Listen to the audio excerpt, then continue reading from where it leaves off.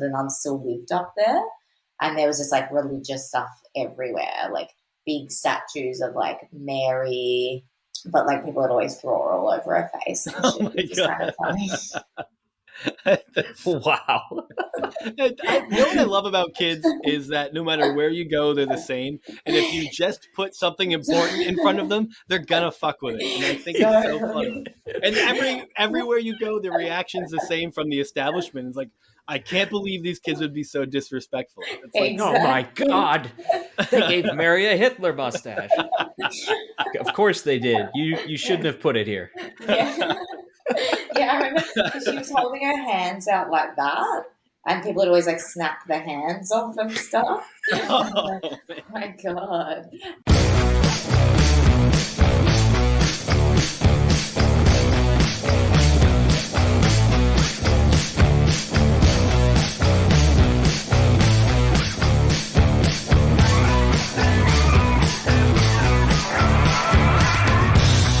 There. Oh, you did. Hey everyone, welcome to another episode of Growing Up Christian. I'm Sam. I'm Casey. And Casey, do you want to start with a silly story or a serious question? It's a silly story for sure. Okay. I thought about this today because Facebook memories. So my foster son, as I've referred to him as, but never mentioned his name, he's 18 now. So, you know, the issues of me mentioning his name and putting him out on, like, I'm always super hesitant to that. But anyway, just for the sake of making the story easier, his name is Byron. And technically we're not his foster parents anymore. We're just his living arrangement while he finishes out high school, since he is 18. But you just nag on him unofficially now. So, but my Facebook memories brought up an old picture of him from like when he was 12 or 13 or something like that. And it was from around the time that this story takes place, which is what made me think of it. So I have a friend, Jake, who's visiting me from Virginia. This is the like first time. Yeah. So this is the first time that we had Byron living with us. He's lived with us a couple of times over the years. And he was like 12, 13. I think he was 12 the first time he lived with us, or he turned 12. But so at that time I was working in Boston, but I lived in Worcester. And for those who don't know Massachusetts geography, that's about an hour drive. And because I'm working in Boston, and I knew Byron from Boston when he first went into care, I got the call to basically, like, my name came up in court and as a possible person for him to live with. So, you know, when we worked the whole thing out, it's because I was driving to work in Boston 5 days a week. So I would leave the house early, I would bring him to school, and then he would do the after school program. And on my way home from work, I would like pick him up and then we'd go home. So it was a lot of like driving and added time, and it was a weird time. But so because that was the arrangement, I had a friend who came to visit me from Virginia. He came for a long weekend, and I took a long weekend. Basically, I took like just a Friday or Monday off or something like that. But we figured we'd just go into like Boston and check out the city like the day that he was in school. And the morning we were leaving to go, I was like, all right, Byron, you're going to sit in the back seat. All right. And he's like, come on, I don't want to sit. He's like making a big deal out of it. He's 12 years old. He's making a huge deal out of having to sit in the back seat because, you know, he always would. And then my friend Jake is like, all right, I'll tell you what. If you can guess my middle name, you can have the front seat. He's like, you have one try, but if you guess it right, you get the front seat on our way into Boston. And Byron's just like, Robert. And Jake's like, did you fucking tell him my last name, my middle name, dude? And I was like, no, he's like, how the heck did you guess my name? He's like, I don't know. I just kind of guessed like a generic white person middle name.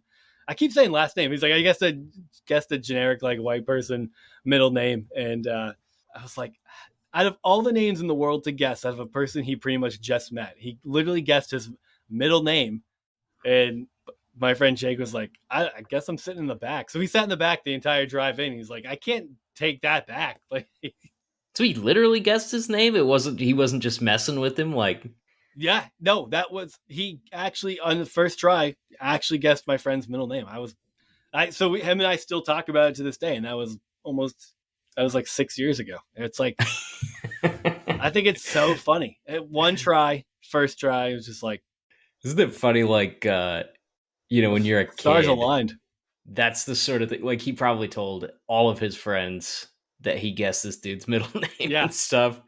I always remember, like, we talked about it all weekend. It was. I always remember feeling like when I was growing up, my dad would tell me all these stories about from when he was a kid and all this stuff that they did, and I used to just kind of like stew about the fact that I felt like I didn't have any good stories yet.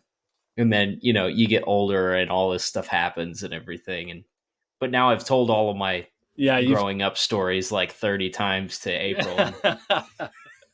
I know. Probably like eyes roll back in her head when I start talking. One time I pooped my pants. Yeah, dude. When you get to that point in your life when you realize, like, because when you're young and you hear like older people retell the same stories, you're like, yeah, I know. He told me. How do you not remember this? And now I'm at that age where I'm like, I'll start telling a story. And I'm like, shit, I'm almost positive I've said this about 5 times already. And everyone's just like, oh, really? Like, I've caught myself pretending like that's the first time I ever heard a story to somebody because I don't want to hurt their feelings. It's still. And they're like my peers. And I'm just like, oh yeah, no, I haven't heard this one. This is great. I know I'm doing that now too. So I'm not excited for what that's going to look like in like 20 years. It's going to be pretty bad. I think it's going to be awful. When you were a kid, did you like hearing people, like adults, tell stories? Because I always used to. I mean, that was something I loved. Like when we had family gatherings and stuff, sitting around listening to like my grandpa talk about whatever. Like my grandpa on my mom's side had like every weird, odd job you can think of. Like he was a lumberjack, and he drove cattle, and he worked at every sort of manufacturing place, and probably got fired from a lot of those. He's just the funniest dude ever.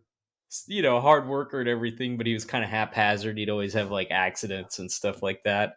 And I don't know. I just love sitting around listening to people talk about whatever, just talking about telling stories and things like that. Yeah, my I have an uncle who, like, on my mom's side, when we go out there for like holidays and stuff, like listening to them like talk about stories from there, because they were always the kind of kids that were like getting into stuff. So like listening to stories about, like, when you're younger and you listen to stories about like uncles telling you about all the trouble they got into and how awful they were, that was always fun for me. I think partly because like I wouldn't have imagined ever doing anything close to that because I was such like a goody two shoes. But same. Yeah. So like hearing like these adventure stories about like doing this or like that crazy thing, and basically whether or not it was illegal or getting in fights and all this shit, you're like, people, it's like, this shit's not just on TV. People really did this. You're like, hearing those stories was always so fun for me. I remember like when I got older, my mom used to even mention like, feel like, and I don't remember it from when I was younger, but I remember her mentioning like when we were younger and he would talk about those stories, or he would say things like he didn't have much of a filter.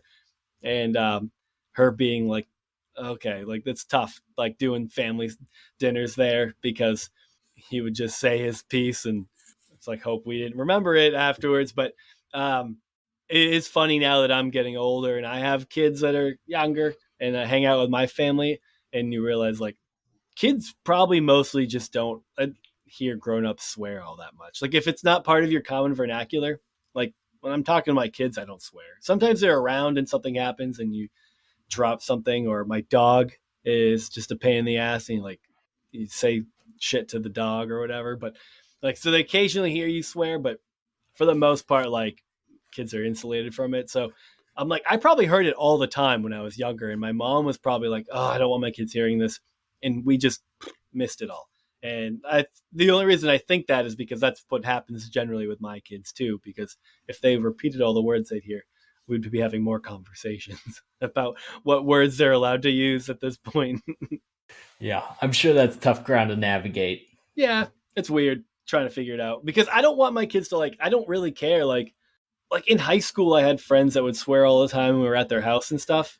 And I'm like, the parents didn't care.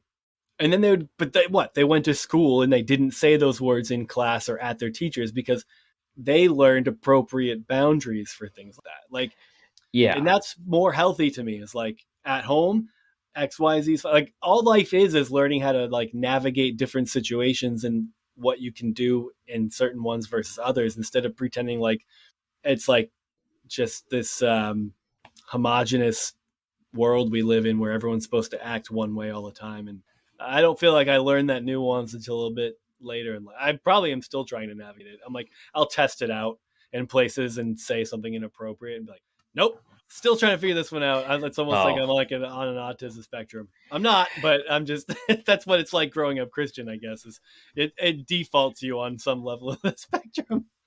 Yeah. Speaking of which, I have gotten in trouble. I've gotten in trouble twice now in the past couple of months over that sort of thing. Yeah. Like through work, I teach some classes occasionally, and I used to do a lot more of it. I'm kind of on the, downward slope of that whole segment, but there's a guy that I do these classes with, and he's kind of the ringleader of the class, and he was an actor for a lot of years, and he's just this really like big personality, funny guy. Everybody loves him. And, it's when you're talking about having a group of grown men in a room for an entire week that haven't sat in a class in years, Yeah. And you're going to set them in a class for an entire week and talk about like transmission fluid and coolant. That sounds riveting. It can be dry, right? So like the sales training side of it can be more fun and it's interactive and stuff. But if you want to keep the class, if you want to hold their attention and keep it interesting and make sure that they have a good experience, like there's an element of performance to it. Whether that's Sure. your forte or not, like you're trying to keep it engaging, and you do, part of how you do that is with jokes and things like that. Yeah. The problem is that every room of grown men and women have a different point at which they start to get antsy or offended about things. Yeah. And so like, I'm pretty good at minding my P's and Q's. But once in a while, somebody just takes something I said and just takes it in the worst possible interpretation, Yeah. I've made jokes that didn't fly, or that flopped and stuff. Usually it's just because it's like it's an obscure reference or something goes right over everybody's head, and I can like understand you do on the that. podcast all the time. Yep. Yeah, right, exactly. But I've recently gotten like a couple of complaints on the exit surveys for the class saying that they thought I was a jerk, or that they were offended because I made fun of their name or something like that. Like, okay, you made fun of a name. Way to cross the line. Yeah, I know, right? And I don't know why, but like that, like I don't get angry about much, like to the point of like actually being physically angry over something. But that to me, it just makes my blood boil, especially when it's like we're all grown men. Like, just call me. If everybody's got my contact. Anybody can get in contact with me. So just call me and say, hey, what did you mean by this? Because I'm not going to lie, that came off really rude, or I didn't like the way that you talked about this or that or something like that. Instead, you got to go through the whole hierarchy of the company, and like 4 people down from there, someone says, hey, I just wanted to let you know that someone didn't like the way that you said this or that or the other. No one is going to tell you to your face that they had a problem with what you said or ask a question about what you was. That is not how anybody operates. All right, that's fair. But it's I can't help but think that it's a lot of the same people that get upset about things like this are the same people who would make comments about like, oh, kids today are a bunch of snowflakes, blah, blah, blah. The minute it's anything they don't like, it's like, well, I got to climb the ladder and let everyone know. I don't want to speculate, but I'm going to. and I'm going out on a limb here. A lot of people in the automotive industry or your industry might be more. I feel like there's probably more than 50% of the time they might be likely to call people too sensitive or snowflakes. I don't know if that's a fair assessment. Like, you're being so generous right now. I don't want to step on any toes here, but it just seems like an industry that's the people involved in it are more likely to have definitely called. Maybe some of them had one of those banners that said "Make liberals cry 2020" or something like that. I don't know. Got a coffee mug that says "Liberal Tears." Yeah, something like that. I don't know. Yeah, there's some of that sentiment I'm around. sure some of those are the people who had a complaint about their feelings being hurt that couldn't just say it to your face. So I'm sure some of them were very reasonable people who have never called anybody a name or anything, but it was just brainstorming here. Are you ready for the I'm going to shift us. You ready for the serious question? I'm as ready as I'm going to get. Let's see. If this is probably a terrible idea to go into this direction, but how do you feel about mandatory vaccines? Like as a whole, or for like certain occupations, or what? I don't know. Just take your pick. It's coming up so much lately, and I feel like it's been the talk of the town. And by the town, I mean the United States of America. And it's coming up a lot in like because of back to school shit, which I know isn't really anything for you, but when I have kids and my wife's a teacher, like it's a very common thing right now. It's like, what are we going to do? Require masks, require vaccines. Can we do this? People's rights, blah, blah, blah. I would say I don't know if I have a fully developed opinion on this, but I mean, my knee-jerk reaction is to say that I'm not for it. That's fine. I mean, I feel like it's it's really difficult. Is it really fine, or are you going to complain to my boss? I'm complaining to your boss. I feel like it's weird because I shouldn't say no one, but for the most part, like thinking about it from a school setting, right? Like I was homeschooled. So I didn't have all my vaccines that I would have had if I went to high school. But in high school, you have to get them. And then when I'm ready to go to college and I want to live on a dorm, you have to have all those same vaccines that you would have if you were in high school. So I had to get like a couple, and I didn't think anything of it at the time. Nobody said anything about it. Like it was just like, oh yeah, you're going to college. You have to get these vaccines. You have to go ahead and get these shots, blah, blah, blah. Did it, went to school. Haven't thought about it again until now that people are flipping the fuck out about making people in school settings get vaccines. And they're like, what about my rights? Or if it's a work, it's like HIPAA violation to ask. Like all these conversations are coming out about it. And it's so strange because I think it really shows you how politicized COVID got as opposed to like anything else. Like no one gives a shit that you had to have a measles vaccine in high school except for like the really staunch, like anti-vax community, which is a tiny percentage of people. Yeah, and those people just often choose to homeschool, and they don't like try to tear down the entire education system because they feel like that's not like if you feel like you shouldn't. If you feel like you shouldn't have to get your kid vaccinated, like you're not forced into it. You just have to homeschool your kid. Like, and they'll take that and they'll say, okay, and that's not infringing upon their rights because they also have the right to homeschool too. So I'm kind of feeling like this is just a clear instance of how polarized everything is now. It's really annoying because like this wasn't an issue 10 years ago, 15 years ago when I was like going to college. Like I don't think I really knew that people were anti-vax even at that point in my life. Like I hadn't heard it from any of the most conservative people in my religious setting. Yeah, I feel like I only heard about anti-vax stuff, I don't know, maybe like the early 2010s, somewhere in there. Like, I mean, I don't think that was really much of a movement until social media. Yeah. Social media had a lot to do with kind of pushing that agenda and that movement. And the people that pushed it, I mean, follow the money, they made a lot of money off of it. They made a lot of like donate to this to help stop that, and then like there were people at the top of that making. I'm not citing sources here. I could be full of shit, but I don't know. Whatever. You can look it up if you want to. Really. What about like so if like companies like if your company was like if you want to continue to work here and be in sales and visit people and go to this place and that, like you are now required to get the vaccine for the sense of because of public safety. If a company took a stance like that, how do you think that would go over? Do you think you would like people would? Do you think companies would lose people? I mean, you have probably a better sense of it in some way as someone who would like have to manage a sales team and things like that. But yeah, I feel like that would be bad. It wouldn't go over well at my company. I know.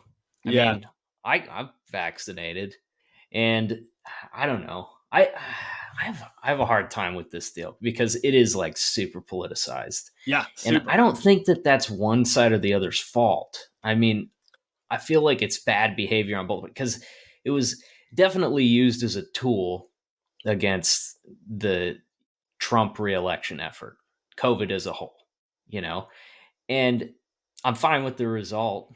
So I'm not going to complain too much about that, but I don't know. Both sides played a role in that. I think as far as companies go, or polarizing it, is that what you're saying? Yeah. Politicizing and therefore polarizing.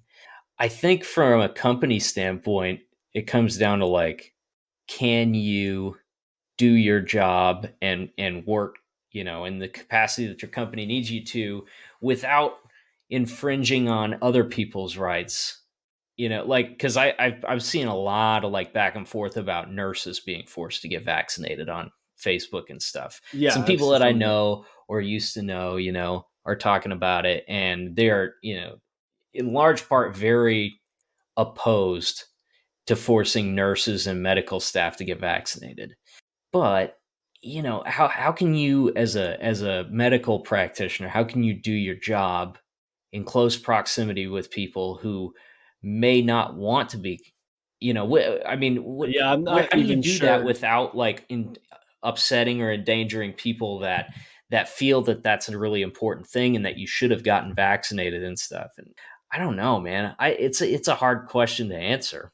Yeah, I'm not sure think you're right though. Sorry, no, keep going.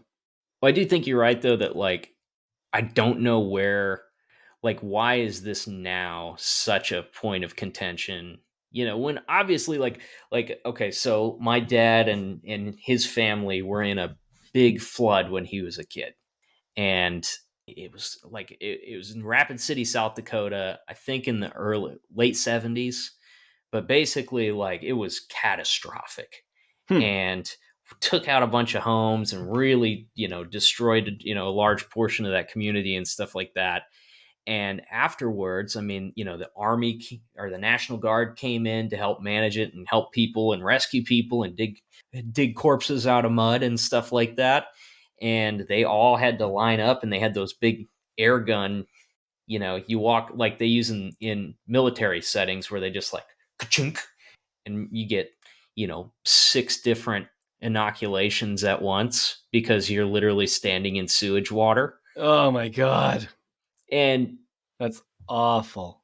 That's just a matter of fact. I mean, that was what was done at that point. And, the extreme circumstances that they were living in warranted that level of response, Yeah. And so, I mean, I can definitely see people making a case for that with COVID. My only concern about it is like, if we mandate that people get a Johnson & Johnson shot or something like that, one, a private company is going to benefit from that in a huge way. A private company with a lot of lobbying power and stuff like that is going to make a killing off of that sort of a decision. 3 for sure, right? Moderna, Pfizer, and Johnson & Johnson. So that's a little weird. It doesn't mean that it's not a good practice or anything, but it's weird. Sure, yeah, I get that. But what's the I might say it wrong, but there's like a phrase saying that's like your right to swing your arms stops at my nose or something like that. That's been being thrown around a lot, and it's like, so I think it's like if there was a guy who was like, look, I'm a doctor, I have a PhD, I'm a medical doctor, And, based on some things that I've seen and what I think bloodletting's actually a practice that wasn't as bad as we thought, and that maybe we should go back to doing it. He's not going to be allowed to do that because he's just wrong. So like when the science says like something is good and something is safe and something Medicare's not going to pay for it, but I'm sure there are idiots in the country who are paying people to let their blood out. I'm sure he would just become a chiropractor and get away with whatever the fuck he wanted. Foot massage and bloodletting. Oh my God. Hey, we should do an intro about how much I hate chiropractors sometime. I wonder if we have any listening. Send us an email if you're a chiropractor and tell me why you're not a fraud. Oh. Jeez, heavy-handed. Wow. Okay. I'm going to regret that. I'm probably going to wish we edited that out, but I don't remember where I was going. Oh, it's just like I guess what I find like difficult is like I get weary of saying like anything's forced, because then if things take a turn for the worse and you end up with more of like a fascist government forcing people to do certain things is that's just the language around being forced into anything is uncomfortable to me. But saying that now, like but it's funny because generally the people who are more likely to say that it's against their rights to be forced into something like that are also the people who have a problem with private businesses making decisions to not serve people unless they have a proof of vaccination card or something like that. Like, like it's not really working out the way they wanted it to. And it feels like they want to just be able to do whatever they want and have no repercussions for it. And that's just not the world we live in. Like if we live in a world where people are saying, well, you should be vaccinated, that's what the safest thing to do is, and you are not welcome to shop or eat here without proof of vaccination. Like that is, entirely within a business's rights. And of course, now in New York, you have the government, like the governor saying what you can't eat or do anything anywhere without proof of vaccination. So, right. It's not mandating vaccination though. And the intent there is supposedly to help businesses, right? Because if this gets, New York shut down for fucking ever, dude. New York was in shambles over this. And like the last thing on earth they want, New York City, like the last thing on earth they really want is to have to like go to deal with what they already dealt with for round two. And so are they helping businesses or hurting businesses? I guess that's for fate, like the future to decide and show us. But well, yeah. The point two that I was going to make, one was these pharmaceutical companies are going to make a killing off of this thing, which whatever. All right. Point two would be, are we certain that those vaccines are effective against what we're dealing with now? Because it seems like people with vaccines are still getting sick now. Yeah. But it has more to do with the hospitalization rate and things like that. Like people who have the vaccine are like, it's like 90% of deaths and hospitalizations are people who are unvaccinated, So yeah, people can still get it. But the problem also, you could argue that the problem is so many people didn't get vaccinated that the transmission rate increased so much. And we weren't able to quell it in any way. And it's through multiple it's through it transmitting that it evolves into variants that the vaccine now isn't going to be as effective against. So, right. It's just, we're fucked. Basically, we're fucked. I've heard that. Yeah. I don't know, man. It's not a hill I'm going to die on, and I'm already vaccinated. I do think that you're right though, in that like, people really need to be careful what they're advocating for policy-wise, because this level of emergency, we're going to deal with it. This is like, it's going to be, I think, it has the potential to be like the war on terror, where it was like, this is special circumstances where we have to extend our reach a little bit because we're trying to keep everybody safe, but then it just perpetually goes on forever. And we got Biden in the office right now, and I don't know that anybody's super thrilled about Biden, but he's a calm, like he's keeping things calm. But to think that we'll never have another person like Trump in office, I think is a mistake. I mean, I think when Obama got elected, I think there was a lot of people that thought, man, finally, we'll never have another George W. Bush. And, by comparison, he looks pretty mild compared to the amount of people who have like shifted since Trump. Like, I guess Bush wasn't that bad. It's like funny when you have like something terrible to compare it to. You could rein it in a little bit. I mean, he did start the war on terror, as we already addressed. Now, wait, are you saying the war on terror wasn't great? I don't know if. Oh, I'm a fan. Okay. I mean, I went to his rallies. I held a sign upside down, as we've talked about. Yeah. 10-year-old me. Yeah, dude. I remember after 9/11 having very serious convictions about what the United States needed to do when it came to our war efforts. I don't understand, like, even trying to think back on what I was thinking and how I felt. It's like I staunchly believed it. When I look at 11 and 12-year-olds and stuff like that, you look at those people now and you're like, you don't have your own opinions yet. Like, but I remember how fervently I believed in the things I did when I was that age. And that's so weird to think about. And it doesn't feel, because when you look back on your life, it never feels much different than the way you feel now. Like when I think of college me and the way I felt about things, it doesn't feel that removed.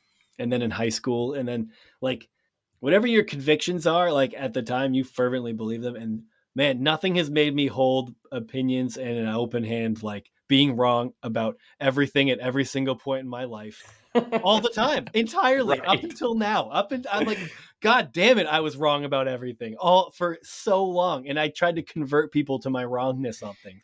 And now I'm like, I don't know. I mean, with friends and behind closed doors, I might say some really pig-headed things about like dig my heels in and tell everyone they're wrong about everything except for what they agree with me on, but mostly in jest. But man, it throws you through a loop. It makes it hard to be completely sure of anything when you've gone through that. I feel that. I feel like we should conclude this discussion by just saying like, hey, man, I know you're getting a lot of excitement and probably some encouragement from the people around you by saying that, whatever, that you're not getting your vaccine. I feel like you should just go get your vaccine. Yeah, we should end with that. Just please go get do vaccinated, everyone. Just fucking please do it. You're not going to die. No one's going to die from getting it. Just go get it and be done with it. And then we can move on. And hopefully this will be over. I don't have to worry about my kids at school who can't get it because their dumb parents said masks are dumb and vaccines aren't real. And then they're sending their kid. I mean, kids are like even like masks. Look, I get it. You send kids to school with masks on. My kids are 4 and 5. Under their masks, they're picking their nose. They're eating their boogers. They're pissing on their hands when they go to the bathroom. They're not washing good. Like masks are fine. And my kids are, luckily kids are actually pretty good at wearing them, better than most adults who don't want to wear them. They're just like, that's fine. But kids are gross. They're super gross. They flick boogers on each other. Adults are gross. Yeah. I was in Costco this week, and in the little cafe section, I saw a middle-aged couple like aggressively mouth open flossing. Oh my God. Are you fucking serious? That's disgusting. I'm serious. I was like, I can't. You should have take a picture of this and post it, but like this is so gross. Yeah. I just want people to know that this is happening. You should have. You ethically can take a picture of that when they're being that publicly unethical. That is horrifying. You can see their plaque. It was pretty gross. Like wherever they were standing next to, looking at, you can find like their plaque sprayed on it afterwards. Anyway, get your fucking vaccines, people. It's not hard. It's free, it's easy, and you feel fine afterwards for the most part. So, I mean, minus like magnets sticking to your skin and shit. But so our guest this week is this was kind of like a shot in the dark, messaging her. So there's a band that I really like called Blood Command, and they're Norwegian. It's a strange band. They're kind of like this weird mix of like punk, post-hardcore, pop. Yeah, like that's a good description. I think that levels. Yeah, it's fun music. it's a little on the heavy side, and it's always had like a female vocalist, which, you know, heavy music has been predominantly a male dominated space. And all of a sudden now you get like all of these great female vocalists and musicians and stuff that are kind of like coming up through the ranks. Bands like Spirit Box and stuff like that. And Nikki Brumen was the head or lead vocals for a band called Pagan. It was an Australian band, which is where she's from. She just recently became the vocalist for Blood Command. And you only have like one single out with her on it too, right? It's only the one so far. Yeah, exactly. So they've done this all from, you know, between Australia and Norway. They've managed to like digitally record a single. It's called A Villain's Monologue, and I love it. I think it's great. And she's got voice that'll just like melt butter. I mean, it's got some power to it. It's awesome. So, but Nikki has been pretty vocally anti-established religion, and she just seemed hilarious from some of the stuff that we looked at on Instagram and everything. So we messaged her to see if she was willing to do an episode, and she was all about it. So we sat and talked with her about she grew up in Australia, where, you know, you have like limited choice on schools, and her parents, to give her a better education, they put her into a Catholic school, but she wasn't a Catholic and not religious at all. And she just had to kind of like force herself through the motions and stuff. I don't know. She's just a really interesting person, and making great music. And we had a lot of fun talking to her. So that being said, if you want to hang out with us and the rest of the Grown Up Christian gang, we're on Discord. You can find a link in any of our social media pages. And we got some cool stuff coming up. Sam and I were just looking at some artwork and things like that for some potential merch coming up. I mean, yeah, things are going great, and we're happy you're here, and hope you enjoy our conversation with Nikki Brumen. All right, we are back with our guest, Nikki Brumen of Blood Command. How you doing, Nikki? I'm good.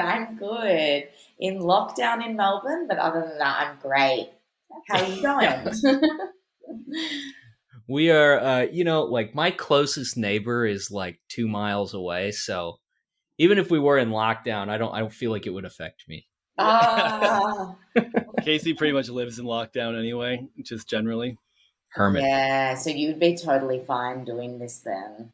For me, I go insane. Like, I just want to go see live bands and like get out of the house. Yeah, it's been forever since we've seen live music. I haven't been to a show obviously in well over a year now, and I think October is like the first one. Wow, really? Yeah. We've been lucky in a way, because it kind of like we were in really strict lockdown, and then things got better in Australia. And so I was able to sort of see bands in that, you know, when it got better period. But they kind of started doing it where they'd have like tables and chairs. So you had to like sit down and watch bands, which was like a youth group concert. Yeah. It's a really weird situation, like having to just like sit down and watch a heavy band play. Yeah. I mean, that works if you're going to see Coldplay or something, but I feel like when you're at a punk show or going to like a metal show, it's not exactly ideal to just sit there at a table. Exactly. Yeah. Yeah. There's definitely some concerts scheduled here now. I think like Gojira's coming to Wichita in a couple months. Yeah, I'd never really listened to Gojira, and then when I saw they were coming, I kind of dove in on their latest album, and it's great. Yeah, sick. That'd be awesome. I hope that they can do it. Like, you know, it's been so disappointing. So many bands have been like going to do it, and then things get cancelled just last minute from under their feet. But yeah, I felt so bad. Every band that like dropped an album and then had like scheduled their album tour, and only to have it canceled and just kind of eat shit on that album really sucked. Yeah, totally. I've experienced that from a whole different way of being like joining a band. And then because they're in Norway, which I don't think you can get further from Australia than Norway. Probably not. And then COVID happened like a week later. And we were like, oh no, we're now in a band together and this is really exciting, but we can't, like, how do we meet each other and how do we like do anything? Like, how do we record? How do we like move things forward? So it's just been like the most bizarre experience. It's gotta be. Yeah. So, okay. So let's hit on that for a second. So you were in a band called Pagan, Yes. which I learned about through when I saw that you were joining Blood Command, so Blood Command is such a cool band. I don't even know really how to describe them. Like, we're kind of self-described death pop. I think that sums it up pretty good. I like that. That. But, very unique female lead vocals, just a really cool, different sort of band. And, lead singer stepped down, I think. And there's like no more perfect person to fill that role than you. So that was great. Thank you. It's kind of like, I do agree that I probably am, like, not in an arrogant way or anything, but I feel like I am the perfect fit to have been the new singer, because when I first heard Blood Command, I always thought they sound like Pagan, but like a pop version, because my band Pagan, for people listening, were like a heavy sort of, we called ourselves blackened rock and roll. We were really, really heavy, hardcore. We kind of sounded maybe a bit like Caval Attack or a band like that. And we were touring Europe a lot at the time, and I came across Blood Command, and the first time I heard them, I was like, yeah, this band sounds like Pagan, and they do similar vibe to Pagan, like just even aesthetically. And so when I got asked to join the band, I was like, this is amazing, and I really feel like I will do them justice, because I can scream, but like singing is not something that comes as naturally to me. I feel a little bit self-conscious about it. So I just like started getting singing lessons like every week, turned into the biggest geek, would like rehearse like literally 5 days a week, like vocal training constantly, to get to a point where I like recorded the album and felt really good about all my clean vocals. So wow. It's good. It's been a blessing. You weren't much of a singer before? I've always been a vocalist, but like a heavy vocalist, yeah. So like somebody who just mainly screams all my vocals, yeah. Now, when you're doing something like that, like, do you find a vocal coach that specializes in that type of vocals? I mean, there can't be too many of those around. Yeah, it's a good question. As a screaming vocalist, I'm completely self-taught. So I one day was just like, I want to be able to scream. I want to be a girl in heavy bands, because there just weren't enough girls doing it back when I started. Right. So my old band, before Pagan, I was in like we sounded a bit like a Riot Girl band, like bands from the Riot Girl movement era. We weren't trying to do Riot Girl. We just kind of sounded like that. We were just like a punk band. And we like just formed. It was just like a group of girls who just like wanted to do it. And I just started screaming and like totally fucking my voice, like blowing my voice out all the time, just to like learn it, because how else do you learn to do something like that? Like, it's a pretty unique thing to learn. And as I practiced and as I like, stuffed up, I like would learn the things that I needed to be able to do it. And then when it got to the time that I was playing in Pagan, and we like kind of got thrown in the deep end a lot of times, like we got a lot of festival slots really early on, and then we went on tours pretty early on as a band, and we just like, I just had to learn how to do it. And I used a combination of like me just trial and error, and then also like I used to study acting for a few years just because I love live performance. And I used a lot of the vocal techniques from my acting training to learn how to scream. And then, so when it came to singing, I went to a vocal coach who has trained a lot of like heavier vocalists, but he hasn't taught me any of the screaming stuff. That's all self-taught. Yeah. It does seem like I was in a band in college and I was the vocalist, metal band, screaming and stuff. I love that. What we called? Oh, we had a terrible name. The Poison Written. I love hearing like high school band names. Yeah. It's hilarious. Oh yeah, There were so many good ones. Everyone's my high school. I did the same thing, high school band, and ours was it was called Astraeus, and everyone was just like, cool, what does that mean? We're like, fuck if I know. I just joined this band. But so I remember good. when that stuff was like, I remember the last time I looked for it and it had finally been wiped clean from Pure Volume. So it's not, I mean, I can't find it anymore, and that's a good thing. I'm happy about that.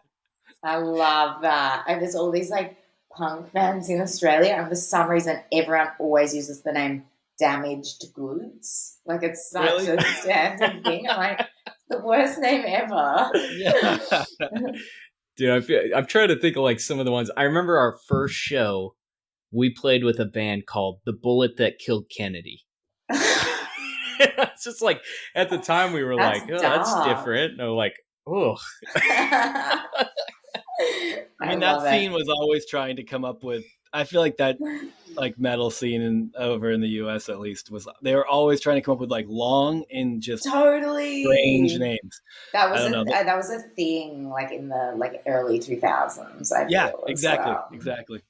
Sorry, you were saying before I interrupted you to ask you the irrelevant question of what was your band's name. What were you saying about being in a band?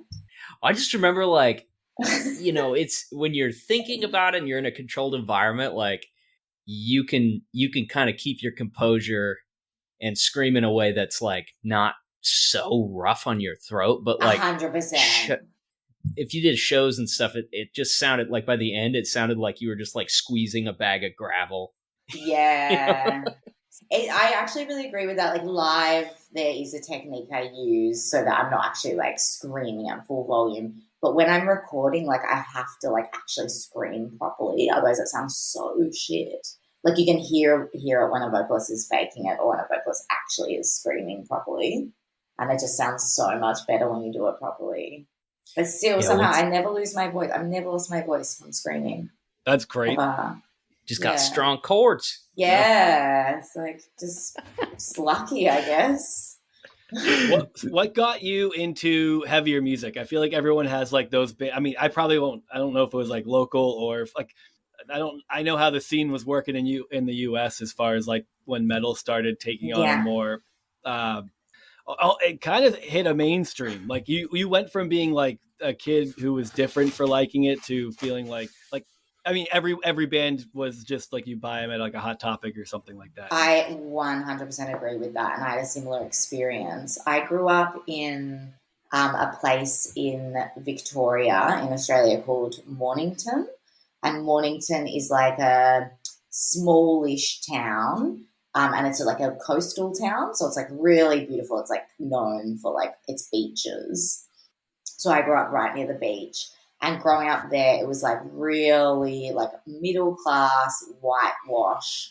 Like everyone there was just into like surfing and like being exactly the same. Like everyone had like, you know, long blonde hair and like going out, like hanging out on the beach.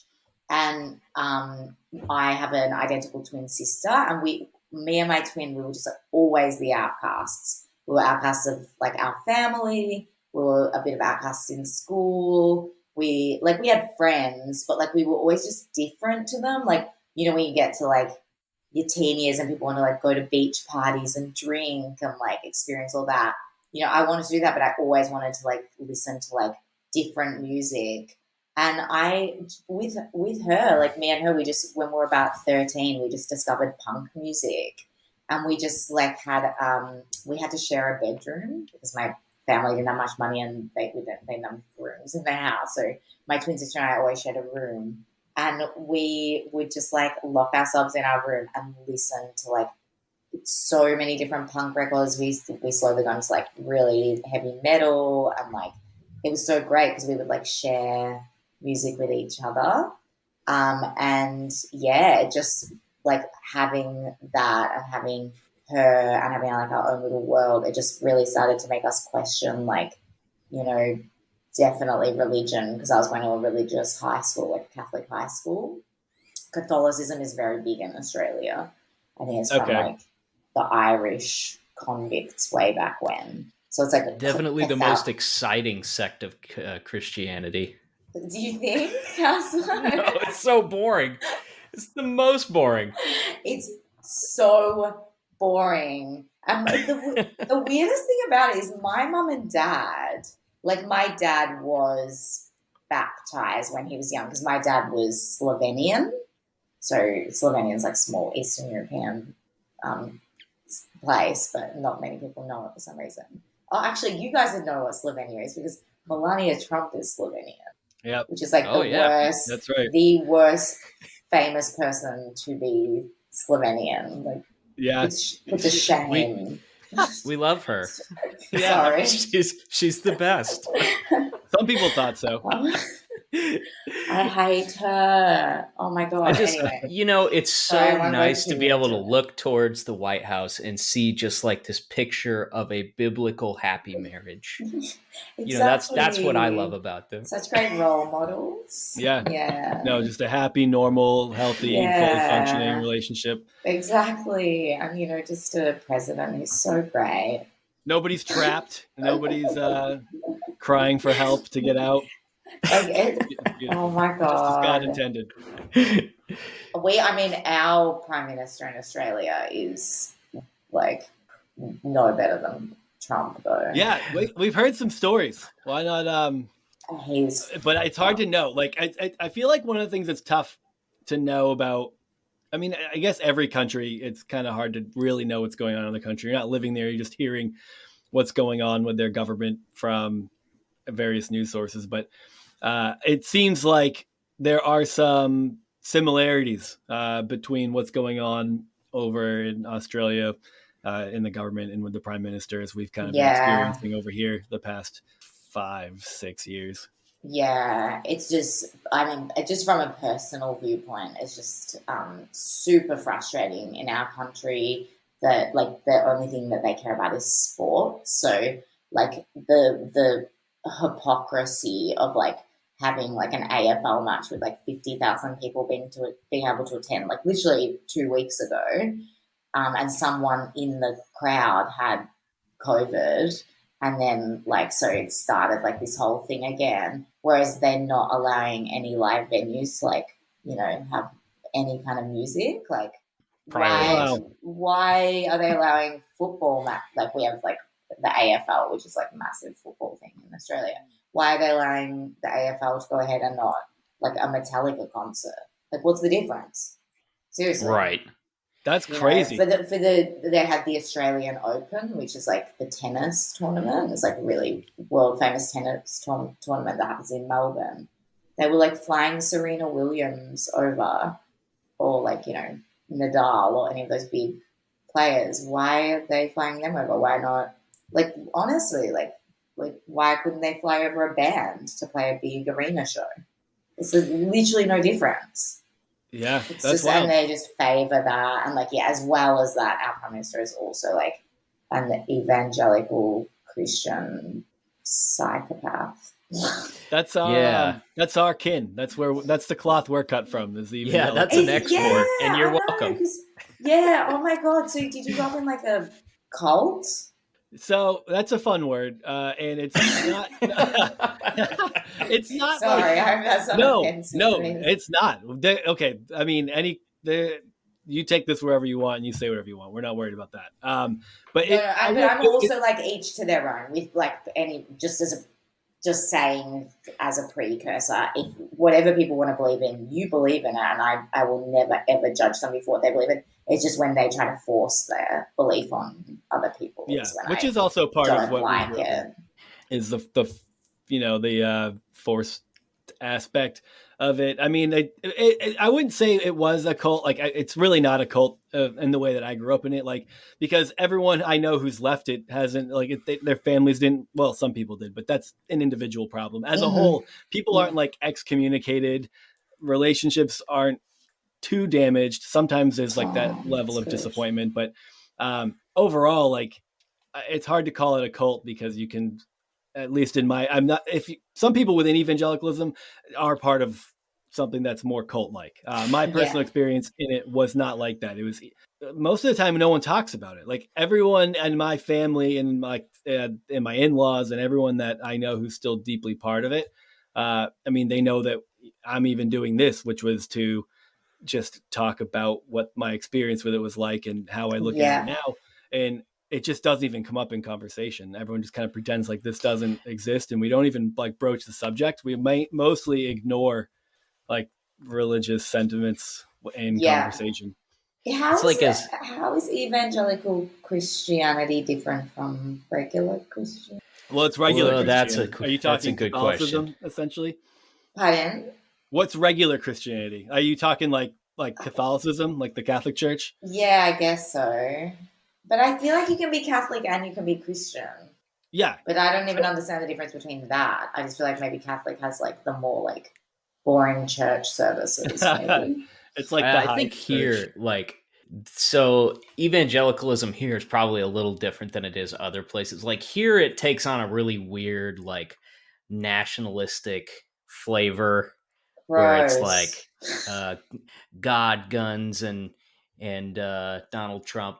That's kind of what evangelicalism has become here. I mean, it wasn't when we were kids, you know, Fox News and all of that stuff really fed that beast. But it's weird here. I mean, like it's very tied into right-wing political views here. Yeah. And like Sam said, it's not something that even people who are deep in it, it's not something that they talk about a lot. Like they leave it to the institutions to communicate or to speak to the religious and faith aspects of things.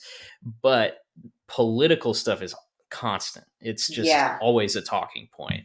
Yeah. And it does come hand in hand though, like especially like even with Catholicism, the way I was brought up, like obviously I wasn't anywhere near as like, you know, invested in the church as what you two had to be by the sounds of things. But my parents, because of where I grew up in Mornington, you either went to like the sort of, I don't want to say this in like an un-PC way, but there was sort of like the state school, which was kind of the like lower socioeconomic school, or there was the really private schools, or there was the middle school, which was like, you know, that's a good education, but it's Catholic. So we have to get our kids baptized so they can get into those schools. Oh, so my mum and dad only had me baptized so that they could send me to the middle good school. My dad, as I was saying, he was Slovenian, so he was Catholic, as I think there's quite a big Catholic community there. But my mum wasn't religious at all. She's just like Aussie. She wasn't religious whatsoever. So, but like as a part of going to school, you had to go to church, like you had to go to mass, you had to say prayers and all of this. And even from a really young age, I remember just being like, I don't believe this. And they'd be like, you have to go pray. And I just sit there and in my head, I'd be like, I'm not praying. We all did. Yeah, like such a weird thing. Not me. Not Sam. Sam was the kid who meant it. Oh, I was. You're still Christian, aren't you? Yeah, depending on who you ask. It's like it's hard for me to parse out. Honestly, they don't want him. They don't. Not really. But I'm standing here with open arms, like, come on out, bud. But like again, like each to their own. Like whatever floats your boat, you know. Right. Yeah. But for me, growing up, nice it was about like, having something to believe in, you know. But I was super like I was invested. I mean, I ended up like I went to college to get a Bible degree and stuff. So like up until through my like mid-20s, I was heavily invested. Jesus Christ! Oh, no pun intended. Literally, that's crazy. Don't you read the Bible and say this is a lot of shit though? Not back in the day, that's for sure. I mean, when it's like, oh, it's so boring as well. Like you could not pay me to read that shit now. In a way, I am happy though that I did study Catholicism because it's made me realize why I'm not that and why I think it's a lot of shit. Because otherwise, for me to sit here and just be like, oh, fuck religion, blah, blah, blah. Like, I've been educated in it, and therefore I have my reasons why I really don't like it.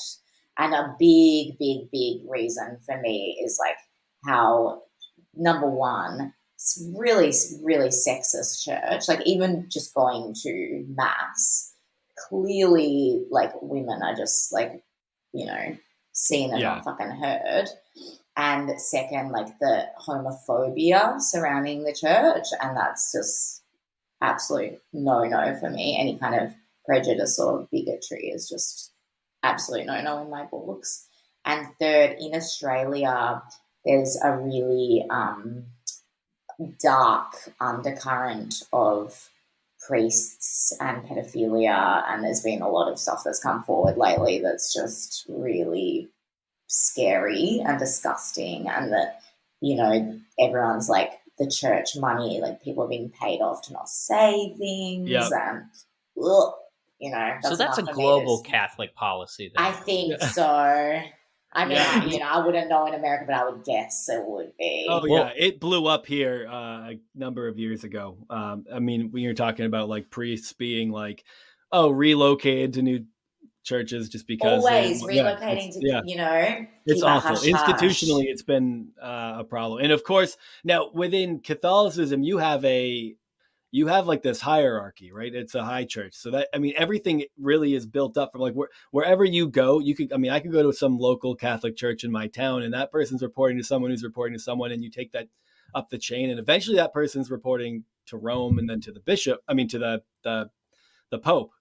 So like they do have like a structure set in place. So it's pretty, I think that's what's particularly like scary and off-putting is like, it has to float up to so many levels but what we're seeing now is like in the evangelical church, evangelical like Protestantism is basically like, they're all like self-run, self-managed in a lot of ways. You have a lot of non-denominational churches, but you have a lot of like denominations that report up. And unfortunately, we're starting to see a lot of shit like that come out within those churches too, where it's like a lot sexual abuse of power. I mean, it's all the same fucking thing when you're dealing with institutions that are trying to disseminate a message where the stakes are really high. And that message simultaneously is telling you that if you're a Christian, it's going to change your life and make you a better person. So when you have the people at the top fucking up and fucking people, it's like they want to like, they cover it up for the sake of, not letting one person's mistakes ruin it for everybody, but it just makes it so much worse. It's awful. Doesn't it? It makes me loathe the Catholic Church. Like I hate Just keep your fingers out of people, you know? Exactly, though. It's actually, okay, so we talked to a guy from Australia. I don't remember what city he was from. He's Brisbane. Oh, yeah, Brisbane, yeah. That's like so there's this guy named Brad Harker that's like a gay rights activist that grew up in the Mormon church. Whoa. That's crazy. Like a wife and kids and everything. He sounds amazing. Yeah, he's really a cool guy. He's okay. So that's what I was going to ask you. Have you been to the big thing that he did was Mardi Gras? Have you been to that? I've never been to Mardi Gras, but like I have a lot of queer friends, and we always go to gay bars every other weekend. I'm always with my bottle of Amyl at a gay bar. Do you know what Amyl is? Or do you call it poppers? I don't call it that either. So let's keep I'm not going sure what we're talking vocabulary about. List. Like it's DVD cleaner. DVD cleaner? Like leather cleaner. Anyway. What do they call that here? Is that like whippets or something like that here? It's like a little bottle. It's jungle juice. You don't know what it is? Jungle juice here is when you like mix a bunch of different like liquors and fruit punch together. Don't drink this stuff. You die. But you sniff it and you get high for like 2 seconds. Okay. So it's like it's a high and also something to do continually throughout the night. Yeah, exactly. It's like keeps your hands busy at the bar. But yeah, so no, I've never been to Mardi Gras, but I would love to go because I'm always partying out at gay bars with my friends all the time. Well, if you go, Brad's the one in feathers. he's got amazing outfits. Right. He's got. They do different. I mean, they go to Mardi Gras all over the. Well, not so much this year, but they would just go to Mardi Gras parties all over the world, and like, I mean, their outfits. Him and his husband would create, and like there's always themes that they would pick. Like Yeah, they're really it's the cool. You got to best. Google them. Like look him up after this. It's That's the he's best. really awesome. I will for sure. So in your situation, it was probably a little unique in that like you weren't necessarily getting much of the faith push at home, but then you're in this institution where you're forced to. Exactly right. It was like, so at home, my mum and dad, like my mum used to like laugh at me for having to go to church. She'd be like, oh, you've got to go to church. And I'm like, you're the one who got me baptized. What are you talking about? And also, what was your baptism? Do they do full submersion? Or they do like imagine like your little baby in like a white big flowing dress, and they pour a cup of water on your head. So it's like so baptisms are like it's like a Christian wet t-shirt contest is all. Yeah, exactly. For babies. But even that, man, why the fuck are you making a baby be baptized? You're not giving somebody an option. Like okay, you were a baby. I thought you were saying it was when you're older. Like around middle school, they were like, "We'll get you in this school, so we'll just like pour some water on you." They had this planned strategically. Okay. Being in Mornington, they were like, "We wanted to go to that school, so yeah, we were like little babies." I'm like, "Yeah, there's a photo of like a priest holding me and pouring a thing of water on my head," and then I would like have to go to mass all the time, and like at school we had to like learn like religion as a subject. So like you had like maths, English. I mean, you had RE, religious education, I think it was called. And I remember distinctly in high school, me and my twin sister and my best friend, we were like the rebels who wanted to like slack off and like do a really easy religious class just to like get like our enter score, you know, like your final score. But we wanted just like a subject that was like super cruisy. And like everyone in our year level did this religious class, which was like kind of learning about like religion and like pop culture and like watching movies and stuff. And the teachers really wanted like more people to join this class called Texts and Traditions. And we were like, oh, we're fucking going to do Texts and Traditions because no one's doing it, so we can just slack off and everyone like we'll be cool and we'll do it. And when we got into the class, it was literally that. It was like super gnarly, like learning like all this shit about the Bible. And I remember there was this test that we had to do, and it asked something along the lines like, can science prove that, you know, Jesus never existed or something? Like some question about like science versus religion. And I literally wrote my answer. I remember I was like, absolutely, science can prove that wasn't true. Like, you know, the world wasn't created by God. There, you know, all that shit about how they don't believe there was dinosaurs or whatever. I don't fucking know. And I'm guessing you got docked some points for that answer. Yeah, and I got into so much trouble. And they were like, how dare you say that? Like, God was real and God created the earth and there's proof and this and that. And I was like, what the fuck is going on? Like, even then, I was like, this is so ridiculous. Like, I don't understand this. Like, I don't believe it. And how can you force that opinion on somebody if they're questioning it? And also, I was right and they were wrong. When the college that Casey and I went to, Christian college, that's where we met, and that's where I got my Bible degree that is utterly worthless in the real world, in case anyone was wondering. What would you do? Did you want to be a priest? Yeah, I didn't even want to. The only reason I stuck with it, because I was very immersed and I was very like, this is what I want to do. Like, this is what's interesting to me, and I'll just do that. And I had like on my first year in the dorms, I had like this whole like breakdown on my dorm about like, what am I doing? Like, there's no chance that this is going to do anything for me. I can't. But, you know, fear of failure and trying something new kicked in, and I just doubled down on my religion degree and have not used it since. And so, yeah, I mean, I didn't really have a lot of intentions with it, which is also interesting that I wasn't checked on that more, that people weren't like, so what are your plans? And if they asked, I was probably like, I don't know, God will provide is probably something along. But what did other people who studied with you, what did they do with it?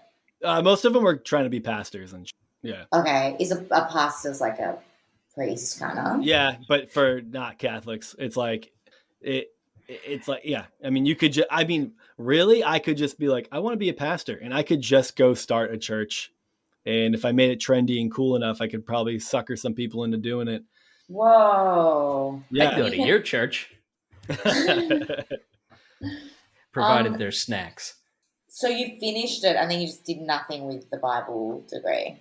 Yeah, nothing. I mean, did you learn a lot from the Bible? So this is what I was going to get at. No, not at our school. Our school was shit. Look it up. It's called Liberty University, and they are getting raked over the coals right now because they are, Title IX violations, covering up sexual abuse. Like, the shit. There's a whole podcast about it. Yeah. The shit that's going on.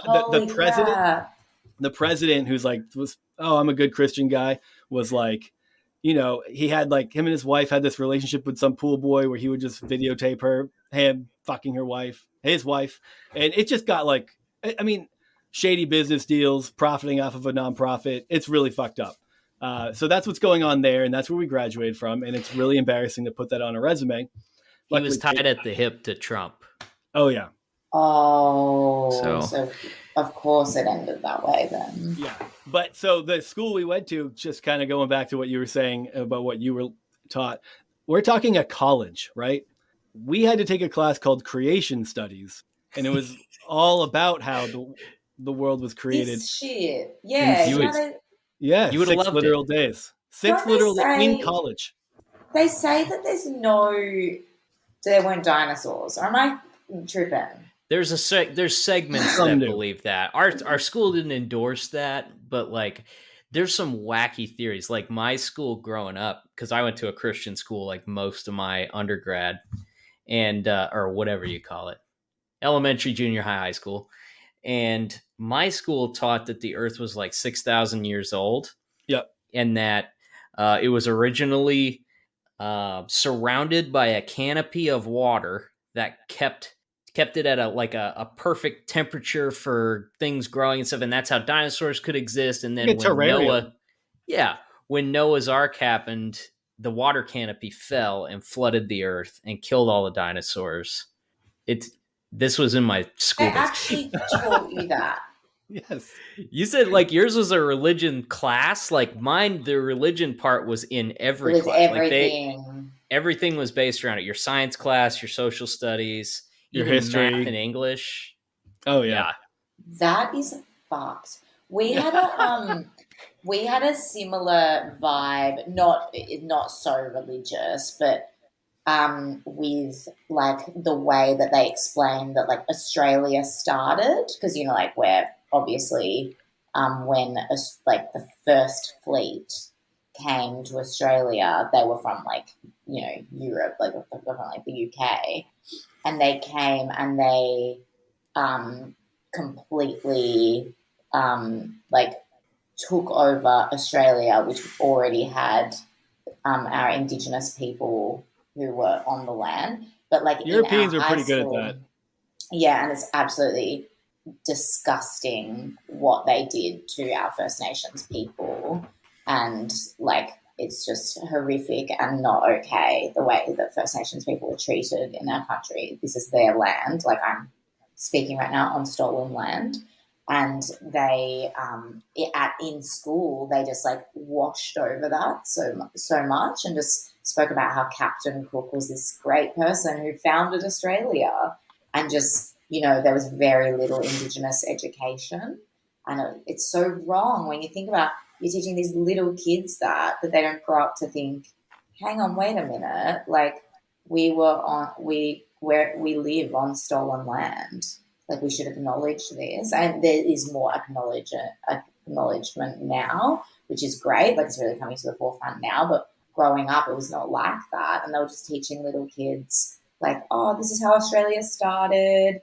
And they didn't talk about the massacres and the stolen land and the stolen generation of children being stolen from their parents. Like it is a horrific shit. Probably Australian history is disgusting. It's an embarrassment, and we live.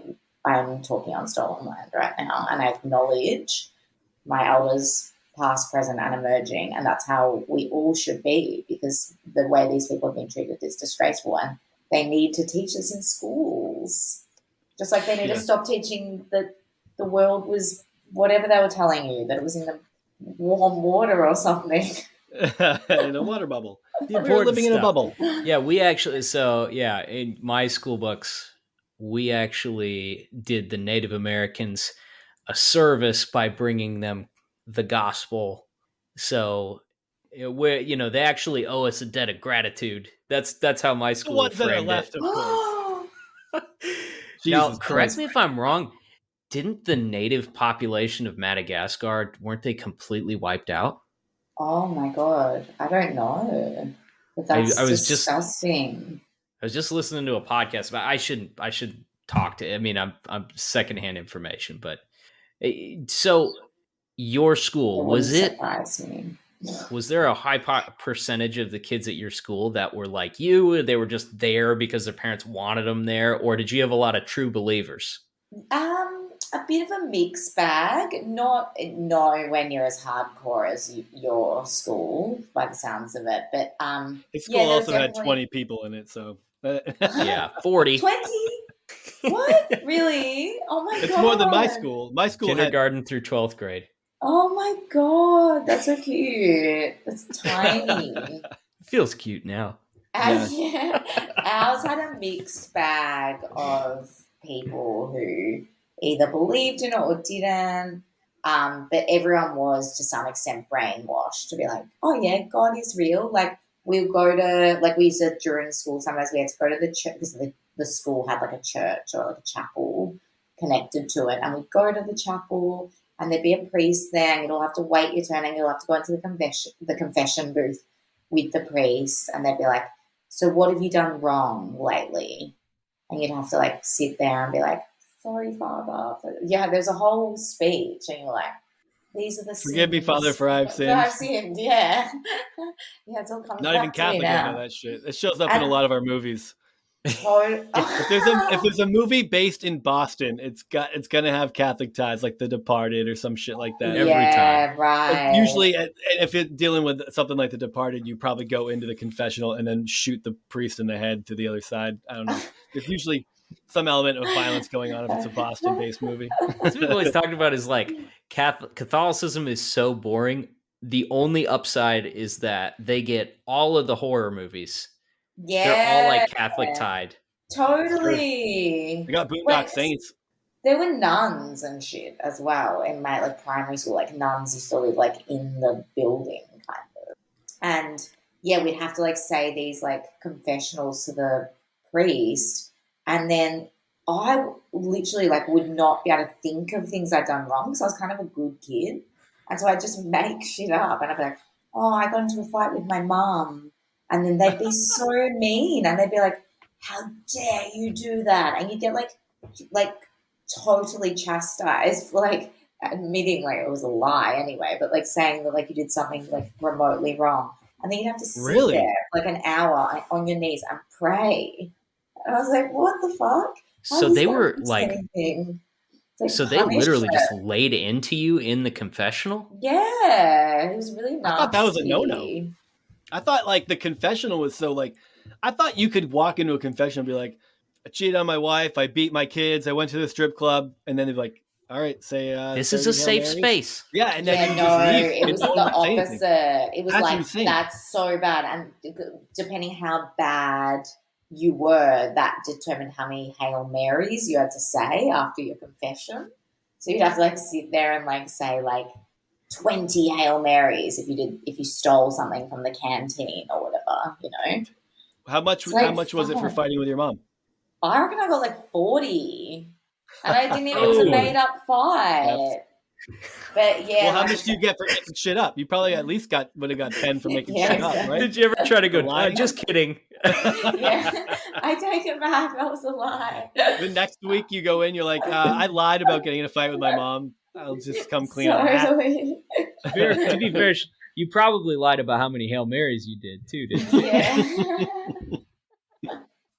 100%. And they'd make us like do, like, I don't know if it's the same with Christianity, but you had like your reconciliation and your communion, and you had kind of like steps that you had to go through to like get to eat that fucking bread shit. You know, that bread that tastes like ice cream cones.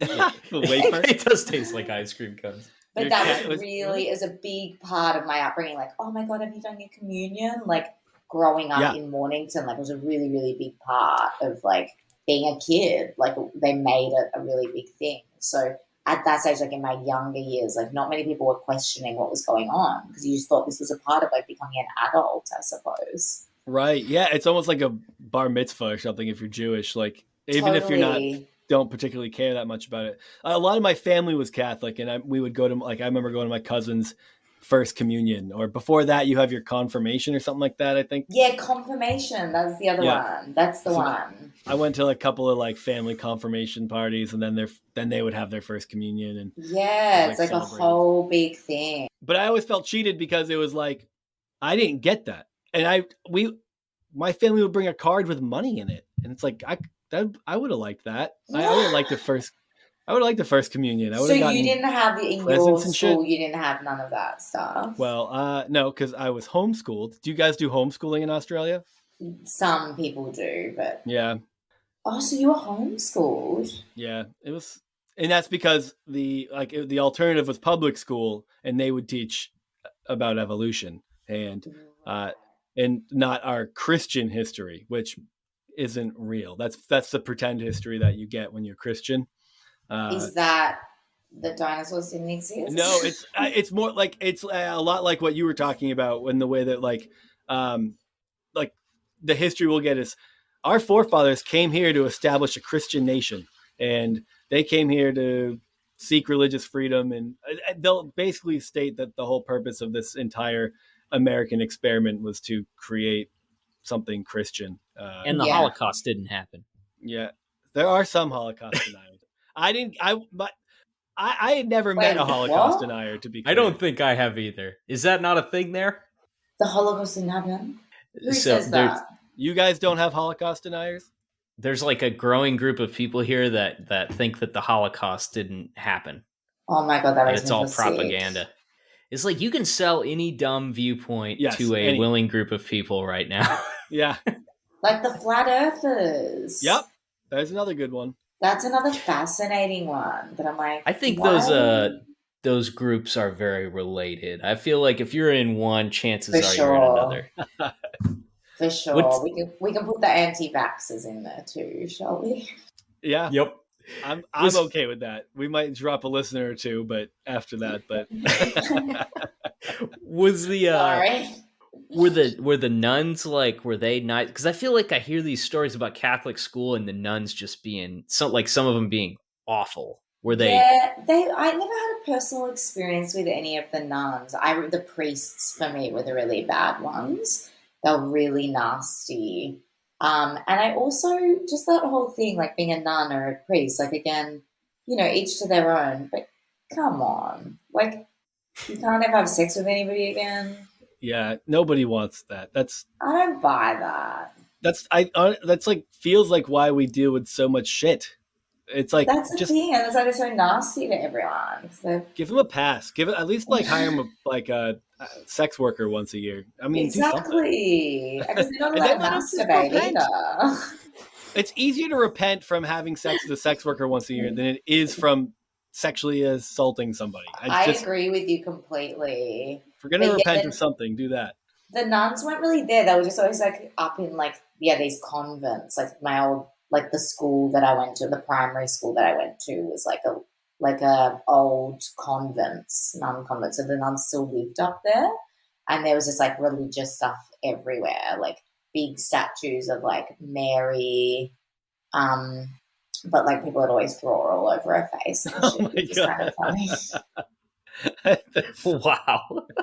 You know what I love about kids is that no matter where you go, they're the same. And if you just put something important in front of them, they're gonna fuck with it. And I think it's so funny. And everywhere you go, the reaction's the same from the establishment. It's like, I can't believe these kids would be so disrespectful. It's like, oh my God, they gave Mary a Hitler mustache. Of course they did. You shouldn't have put it here. Yeah. Yeah, I remember she was holding her hands out like that, and people would always like snap their hands off and stuff. Oh, Oh my god! And I just remember hating reading the Bible. Like, it was the most boring thing I've ever read in my life, and all of it, I was like, this is a load of shit. I read it.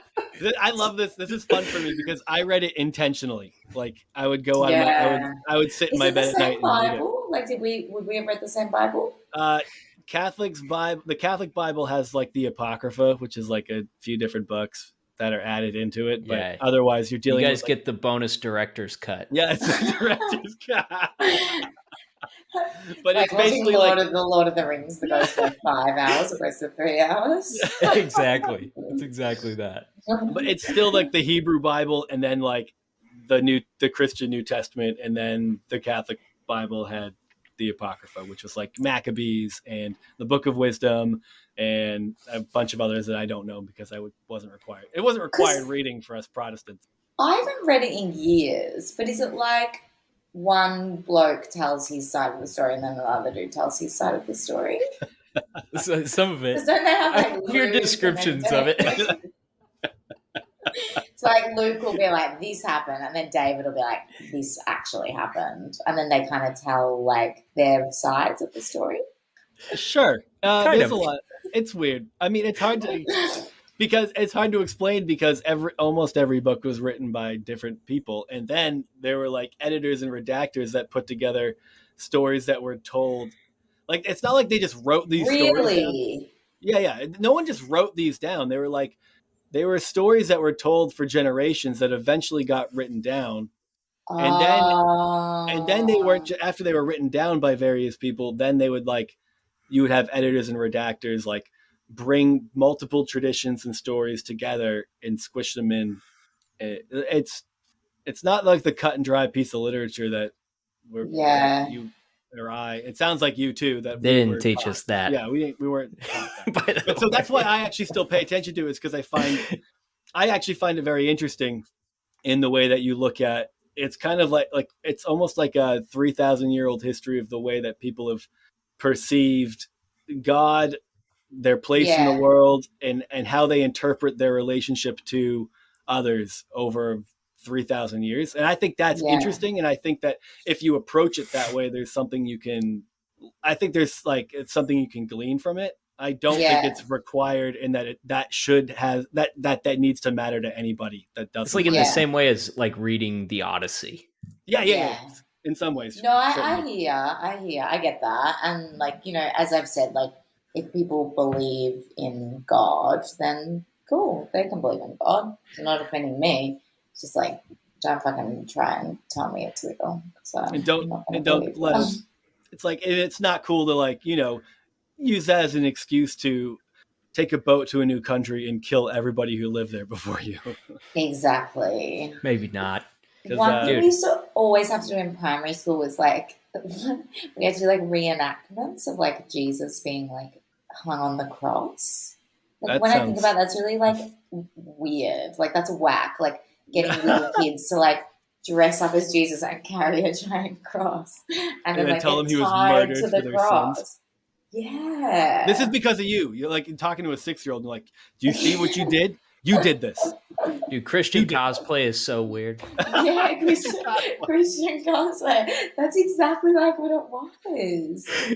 Like little kids, like literally pretending to be the Virgin Mary. And come on, the Virgin Mary.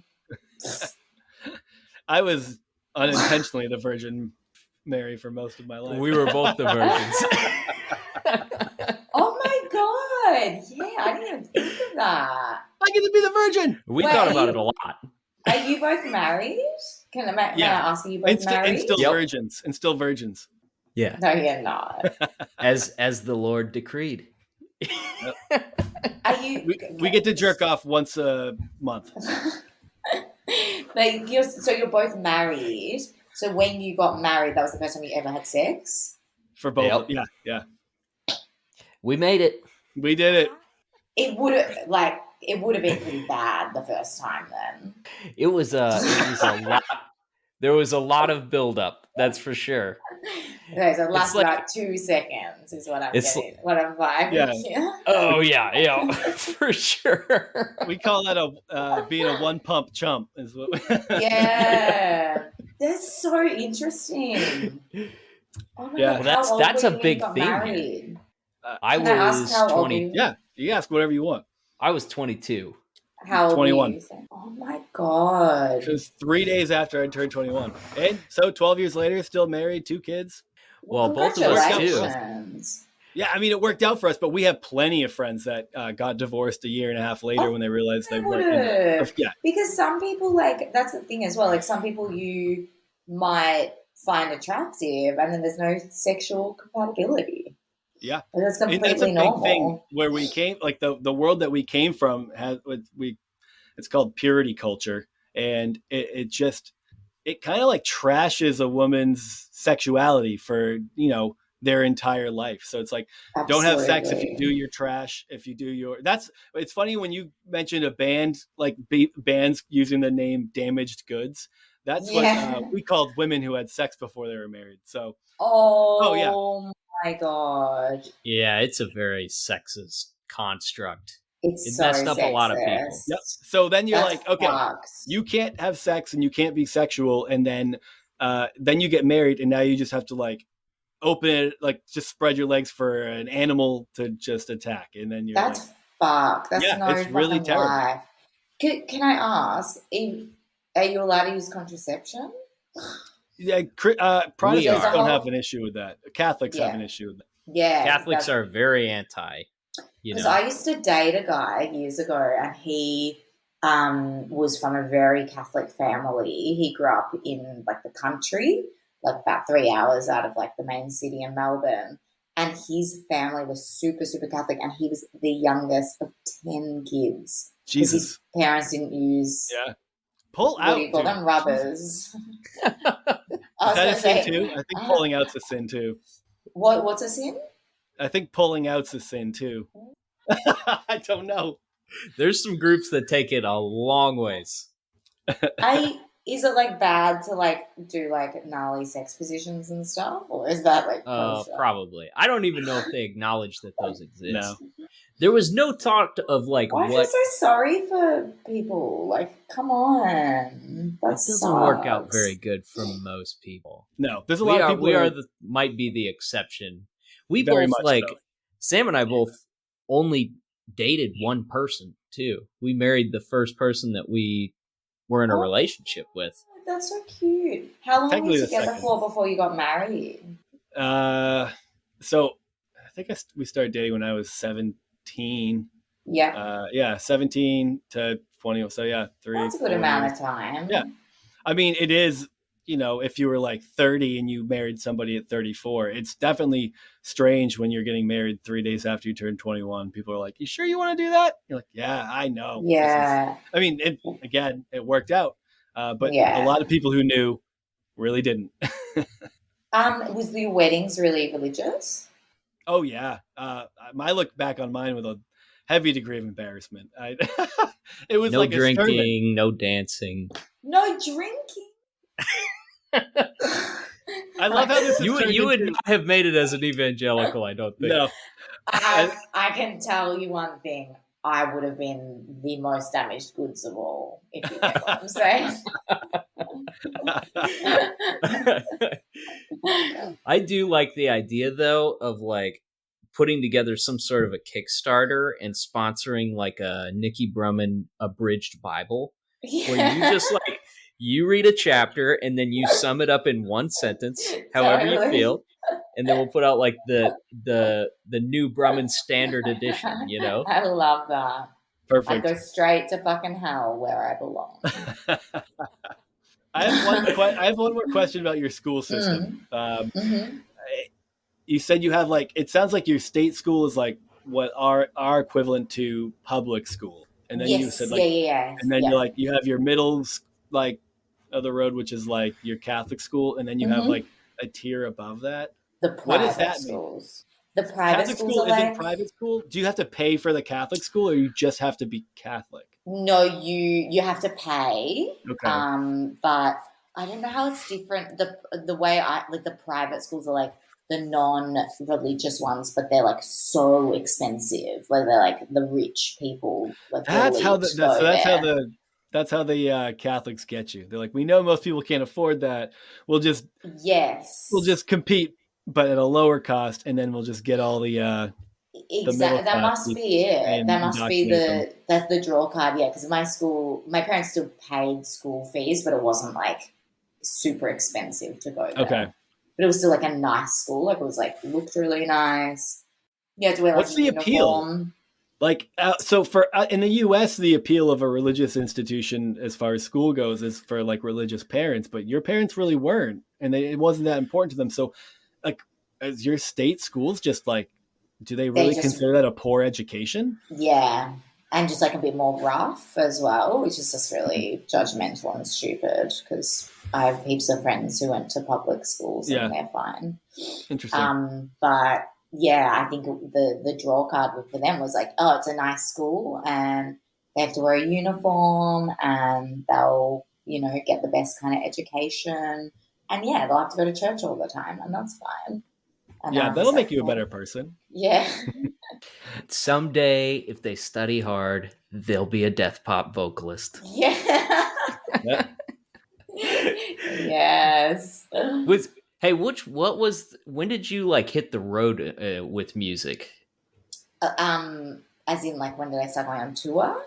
Yeah, did you join? Were you in like a bunch of different bands before you joined Pagan? Yeah, so before Pagan, I was in one band that I spoke about briefly before. That we were called Little Lamb and the Rosemaries, and we were like a riot girl kind of band. And we would play a lot of shows, but we never went on proper tour. And then sort of an overlap, Pagan started, and at the start, I was like, I really want to do like acting stuff still and band stuff, like just any kind of performance. But Pagan slowly started taking over my life that I actually didn't have time to really commit to acting stuff anymore. I'll still do a little bit, like I just do like some TV commercials and stuff sometimes. But I was like, oh my God, this is becoming really busy. And we started maybe about 2 years into playing in Pagan, we started touring really, really regularly. So we just started doing Australian tours, and Australian tours are hilarious because Australia is so big, but all of the major cities are so spread out. So like you'll be like, oh yeah, we're going on tour, and we'll literally just do 3 places. Oh wow! And it's like a massive tour. But yeah, so we started doing like mainly the East Coast in Australia.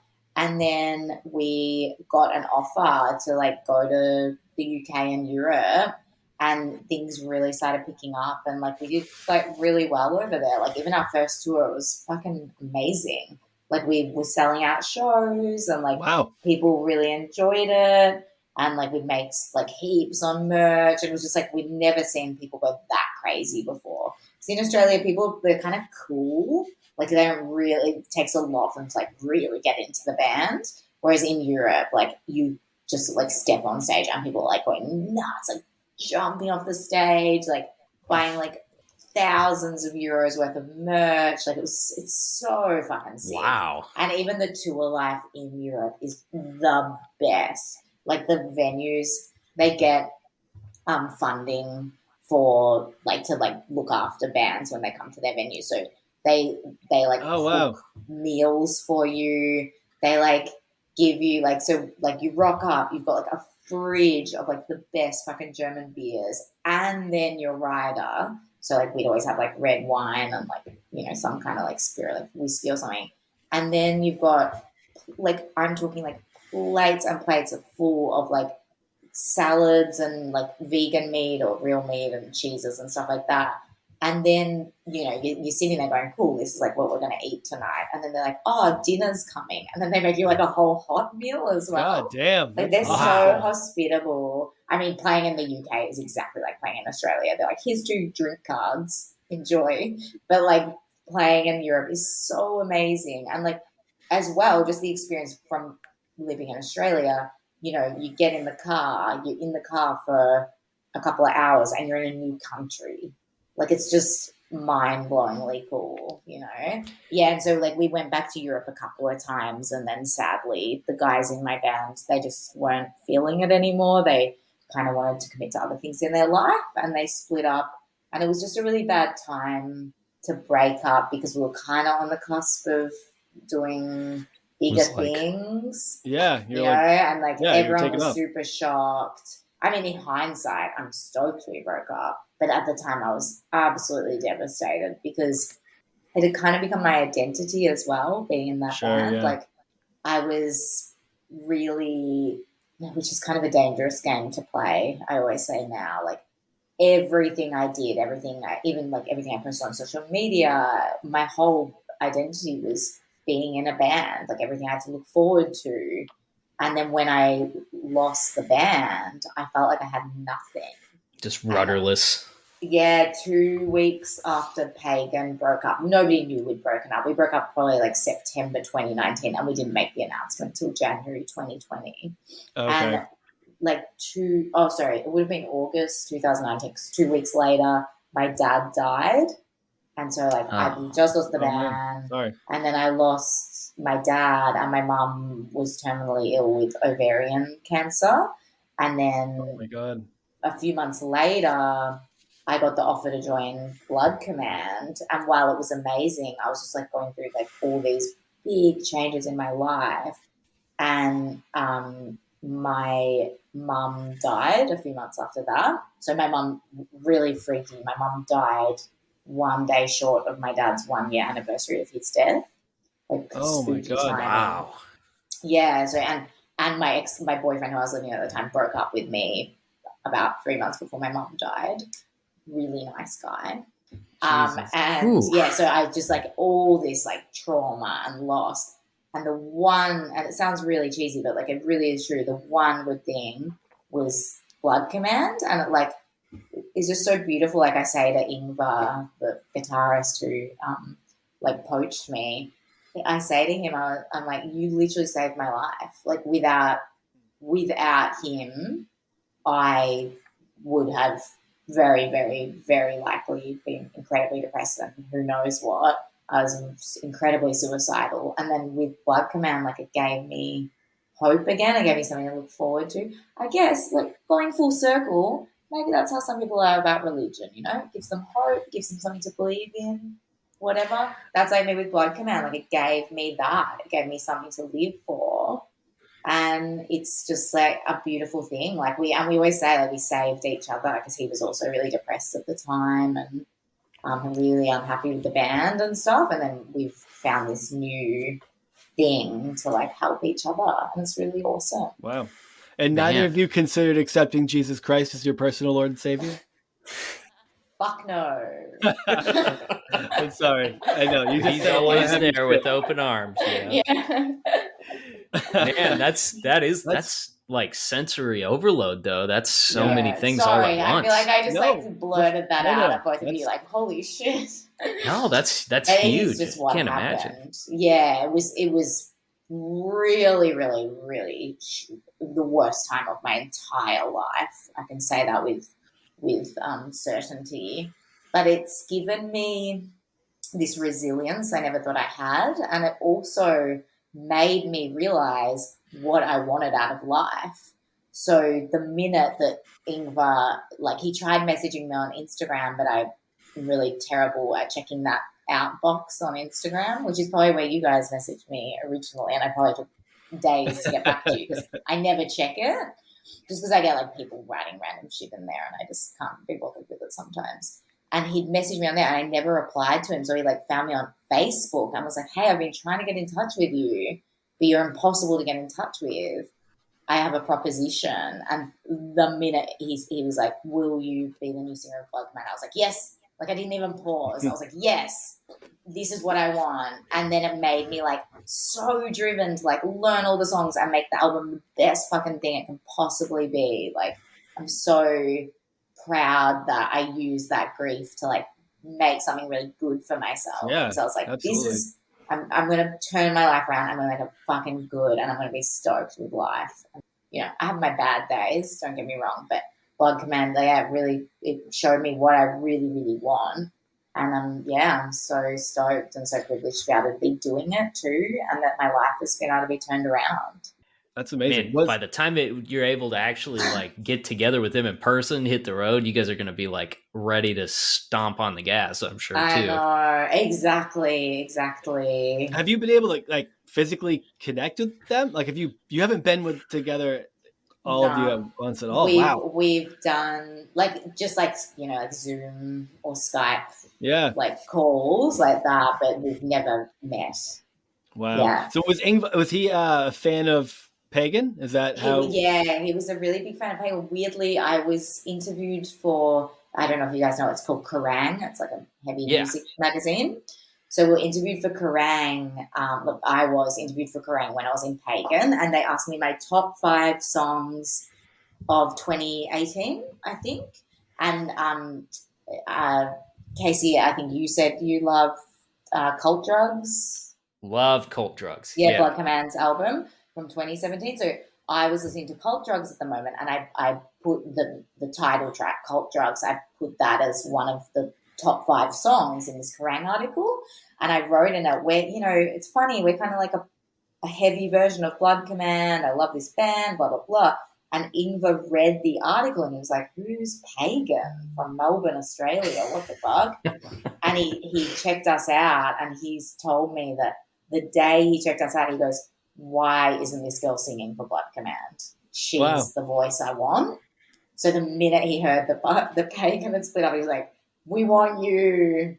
And like, luckily their previous singer was, she just found out she was pregnant and she was going to be leaving the band anyway. And, I think there were a few band issues that I won't go into, but I think all worked out really well timing wise for both of us. Dude, that's awesome. Is there a more Norwegian name than Ingvar? That's a good question. I feel like probably not.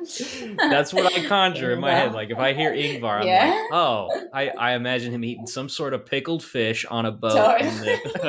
On a Viking longboat. And a side note about them being from Norway as well, which I always tell people, I am obsessed with Norway, and I have been for many, many years. When I in my early 20s, I got very, very heavily into Norwegian black metal.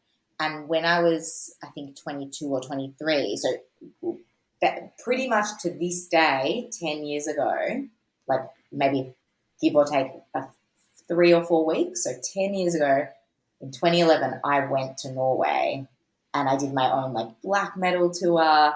I went and saw all of like the sites where like Mayhem started, and like I went to Helvete Records where the building was, and I went to like see like Euronymous' grave and all this stuff. And I went to Bergen as a part of my trip, and I said to my sister who I was traveling with, I said to her, I am one day gonna live in Bergen. I love this place. It's my favorite place I've ever been. Fast forward 10 years, I'm asked to join a fucking Norwegian band. Are you going to move to Bergen? I want to very much. I could definitely see you torching a church too. Yeah! That's why I love Norwegian black metal so much, because of their, like anti-religious stuff. Like, it's just cool. Although having gone to Norway and seeing how beautiful the churches are, just because of how old they are, it did actually make me a bit sad. Now, there's a lot of them, though. Yeah, true. Yeah, that's the weekend. Just don't do too many. Just don't burn down too many, and it'll be okay. Yeah, exactly. So, speaking of the anti-religious sentiment, one of the things that stuck out to me is you like upside down crosses in your visual aids. Yes. And what was is obviously your experiences with Catholicism. Yeah. So, but the anti-religious sentiments are mostly related to that. Obviously, what was that something that was? I'm trying to think of the right way of what I'm trying to even ask, but like what sparked that is like, as opposed to just like not even giving a shit. What was it? It was like, I really want to move into this type of iconography for our shows and bring this into a part of it. It's annoying because it's not really like an interesting story or anything. We just aesthetically really like the look of it, and even with the name Pagan, we're just like, it's just a great name, and it is a bit anti-religious, but we're not Satanists or anything like that. But it also goes hand in hand with heavy metal, and it just looks great. Like the hot pink neon cross on stage looks fucking dope. Yeah, it's like when you had the neon one, that was pretty cool. Yeah, we used to like lug that around. It has a like road case for tours, but yeah, we never, none of us were super like into Satanism or anything like that. We just were anti-religious, and we were just like, it's a really good logo to have, and it just creates a place for people who feel like they're outcasts. They can come and feel safe here, and it's just, it was very much just like an aesthetic thing with Pagan for sure. Yeah, despite like the obvious things that you could drop, it's almost more like an anti-establishment sort of thing. Like that punk mentality for sure.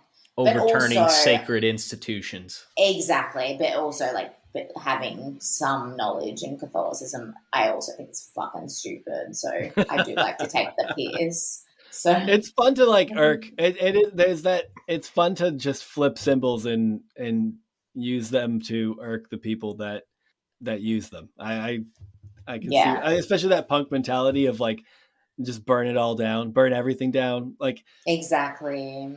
And even just the anarchist sentiments. Yeah, like even being a woman in a band, like that's fucking punk as fuck. Like, because really, when I was doing it, there weren't a lot of women in Melbourne doing it, and it was that even created like such a safe space for like a lot of women and queer people to come and feel like I fit in somewhere, Yeah, there's still not a lot of women doing it. I mean, when you look at like heavy music across it's even given the style, when you're dealing with like music that's screaming, just men having the deeper voices, like they dominate the field. But even outside of vocalists, like you don't see a lot of women in bands comparatively either. So it's getting more diverse though. There's like some big names now, like Courtney LaPlante and Book of Nile. Book of Nile's Australian. She I know Booker. Yeah, she was on this like reality TV show called Maths, Married at First Sight. Yeah, so she's become like a reality TV star. Weirdly. She's a very lovely girl and she's very beautiful, so good on her, but still, I was like, what the hell? Yeah, it's crazy. So do you got a full album recorded and we recorded, so we figured out, I couldn't get over there, even though like I'm most likely going to be there at the end of the year, but I couldn't get over there at the time. So we recorded with an engineer here, Callan, or he is like does a lot of metalcore kind of bands, but he has also worked with bands in Europe. So I thought he would be the perfect person to work with. So basically I was in his studio with him, and then we set up a Skype session with Ingvar, who was producing, and, I'm wearing headphones like what I'm wearing now, and I can hear Callan in one ear and Ingvar in the other. And then we were able to record an album literally on the other sides of the world. The only hurdle was that Callan only works 10 till 6, like 10 a.m. till 6 p.m. So Ingvar had to do 2 a.m. till 10 a.m. sessions. Oof, that's rough. That's the only really difficult thing about it. Everything else, it was so fucking seamless, and we're all stoked with it. Like, I think it's going to be a really great thing for Blood Command. And it's a bit nerve-wracking for me because people haven't seen the more pop side of my vocals. So I'm a little bit scared, but it's like good scared. I've put in a lot of work, so I don't have anything to feel regretful about, or like I feel really proud with what we did. Well, your first single is awesome. I've listened to it a bunch of times. So thank you so much. Very excited to hear more. Do you guys have a release date yet for the album? We do. It's just not been announced yet, but it'll be coming soon. Yeah. Gotcha. Okay. I'm always curious to know, like kind of on a closing note here. I I feel like what's your favorite this or that or the other is kind of lame because it's hard to conjure and stuff. Like if you're going to look at your like Spotify or whatever, like what are you listening to the most right now? Like what's some stuff that comes to mind, like bands that you love at the moment? Yeah, weirdly, I've been listening to quite a bit of pop music, which I always love a bit of pop. So one of my favorite pop artists at the moment is Lil Nas X. Oh my God. Yeah, making waves. He's a dream guest here. I love him. We're not on his radar, but that's fine. Have you guys seen his video that he dropped like this week? Yeah, like fucking badass. He's incredible. Like how amazing, and even how he came out when his single got to, like, didn't he come out when his like EP or single or something got to #1, and he was just like, "Hey everyone, I'm gay. Sit on this." Yeah, like dude, that guy fucking is great. I mean, everything he does, everything he does is such a fuck you to everything, but not in just like a. It's always in such. It's not just in like a basic or done before. It's always such an incredible, showy way of saying "fuck you guys." Yeah, even the way like his music videos, everything about it is like, it's really incredible. And then you watch the shitstorm over. I don't know if you guys deal with like if you see similar things over in Australia, but over here, like you have a large group of your Christian community being like so bent out of fucking shape about this guy clasping their pearls, you know, like when Montero came out, because it's like he's dancing with the devil. It's like everything he's doing is literally just going right over their heads, and the things that they're complaining about are the things that he's making fun of them for complaining about. Exactly. Even I heard that thing about putting the like blood in the Nikes or something. Oh my God, yes. I was like, it's so fucking smart. And to me, like, yeah, he's a pop singer, but that is so punk. Like, that is the most punk mentality, to like literally be like, I don't give a fuck what people are going to say about me. You know, I'm an openly gay man, a black man at that, doing this, like, fucking badass. That's brave and that's punk as. Yeah. Well, yeah, and like that's just a part of being that's part of being a super successful musician, is like people want good music, but they also like crave like rock stars, you know, and whatever form they come, it's like these big personalities that like challenge the status quo and that kind of like upset the apple cart with things like that. Like that's what's missing, especially in like rock music and stuff today. Like we just don't have a lot of those. And so like these other people from other genres are filling those roles, you know, people like him and, you know, Machine Gun Kelly and some of these other guys that, I feel like rock and heavy music really is like craving some big personality. I agree. I actually love that Machine Gun Kelly album, that new one he did, because it reminds me of old Blink-182. Yeah, it's definitely got that flavor to it. I was like, Machine Gun Kelly sucks, and then I listened to it and I was like, this is actually really nostalgic. So I swear I've got good taste in music as well. Maybe you can fill that role, Nikki. You are the big personality that they're craving right now. Yeah, exactly. Damn straight. Do something crazy. Get everyone. And it all starts with the Brumen Abridged scriptures. Yes. Yeah, exactly. That's what's going to get us there. That's your bloody Nikes. Yeah. Do it. I love it. Well, it's been great talking to you. Thank you so much for doing this. It's kind of like a shot in the dark. Thanks so much for having me. It's been so awesome to meet you both. Yeah, it was great meeting you. Thanks. Excited to see what Blood Command's got coming. Can you give everybody an idea where they can find your music or where they can follow you on social media? Yeah, of course. So on Instagram, just Blood Command, same with Facebook. Otherwise, Spotify, Blood Command. Definitely check it out. And if you want to jump on YouTube, A Villain's Monologue is there. And we've got some new music coming out very soon, which I'm very excited for everybody to hear. Awesome. Yeah. Well, thanks for listening, everybody, and we will catch you next time.